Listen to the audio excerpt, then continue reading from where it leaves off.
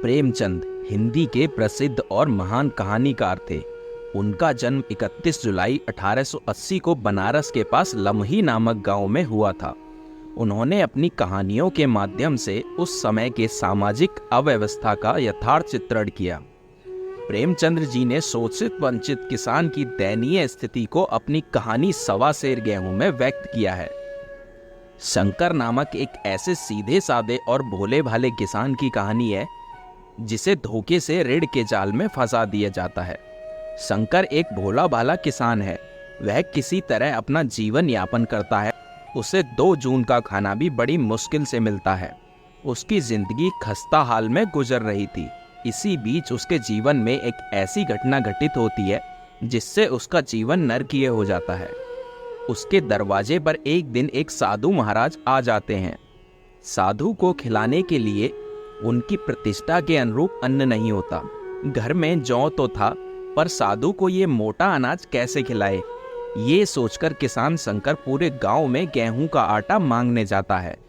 परंतु खोजने पर भी गांव में गेहूं का आटा नहीं मिलता। तब वह विप्र जी के घर जाता है। वहां उसे आटा तो नहीं, सवा सेर गेहूं मिलता है। शंकर की पत्नी गेहूं पीसती है और भोजन बनाती है। साधु महात्मा खा पीकर आशीर्वाद देकर चले जाते हैं। उनका आशीर्वाद कोई काम नहीं आता, क्योंकि यही सवा सेर गेहूं आगे चलकर शंकर के गले की फांस बन जाता है। किसान शंकर बहुत भोला इंसान था। वह छक्का पंजा नहीं जानता था। उसने सोचा कि नाप तौलकर सवा सेर गेहूं क्या वापस करूं, विप्र जी को थोड़ा ज्यादा ही दे देता हूं। इस तरह शंकर लगातार ब्राह्मण महाराज यानी विप्र जी को खलिहान देते वक्त एकाध सेर अनाज ज्यादा दे दिया करता था। ग्रामीण अर्थव्यवस्था के अंतर्गत पहले मुद्रा का नहीं बल्कि वस्तुओं का प्रचलन था, जिसे अंग्रेजी में बार्टर सिस्टम के नाम से जाना जाता है। इसके तहत किसान गांव की अर्थव्यवस्था और सामाजिक धार्मिक कार्यों में सहयोग करने वाले वर्गों को उपज का एक हिस्सा दिया करते थे। जैसे ब्राह्मण, लोहार, कुम्हार, जमींदार आदि को फसल कटने पर अनाज दिया जाता था। इसे ही खलिहान कहते थे। आज भी कई गांवों में यह प्रथा प्रचलित है। 7 साल बाद अचानक एक दिन विप्र जी ने शंकर से कहा कि कल घर आकर अपने बीज बैंक उधार का हिसाब कर ले। तेरे यहाँ 5 मन गेहूं कब से बाकी पड़ा हुआ है। शंकर चौंक जाता है जब उसे पता चलता है कि विप्र जी ने सवा सेर गेहूं का 5 मन बना दिया है। तो वह प्रतिरोध करता है। वह कहता है कि आपने पहले क्यों नहीं कहा, मैं तो हर बार आपको अनाज ज्यादा देता रहा। विप्र जी ने कहा, उसका तो कोई हिसाब नहीं है और ना ही तुमने ऐसा कुछ कहा था। जब शंकर इतना अनाज देने में अपनी विवशता दिखाता है तो विप्र जी उसे नरक का भय दिखाते हैं। अशिक्षा की वजह से शंकर डर जाता है और सोचता है कि एक तो ऋण और वह भी ब्राह्मण का, बही में नाम रह गया तो सीधे नरक में जाऊंगा। डर के मारे वह विप्र जी से कहता है कि तुम्हारा सारा हिसाब यहीं चुका दूंगा, ईश्वर के यहाँ क्यों दूं। मगर महाराज, यह कोई न्याय नहीं है। शंकर ने कहा, हिसाब लगाकर बता दो कितना देना है। विप्र जी ने हिसाब लगाकर बता दिया कि गेहूं के दाम 60 रुपए हुए, 3 रुपए सैकड़ा सूद, साल भर में ना देने पर 3.5 रुपए सैकड़ा सूद लगेगा। इस तरह दस्तावेज में लिख दिया गया। दस्तावेज की तहरीर का 1 रुपया भी शंकर को देना पड़ा।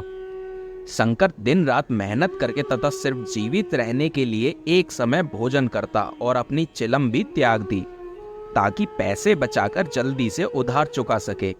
इस ध्रुव संकल्प का फल आशा से बढ़कर निकला। साल के अंत में 60 रुपए जमा हो गए। रुपए लेकर शंकर विप्र जी के पास गया और 60 रुपए उनके चरणों में रख दिए। विप्र जी ने कहा, सूद के 15 रुपए कहाँ हैं? शंकर बोला, अभी इतना लेकर मुझे ऋण कीजिए, बाकी भी दे दूंगा।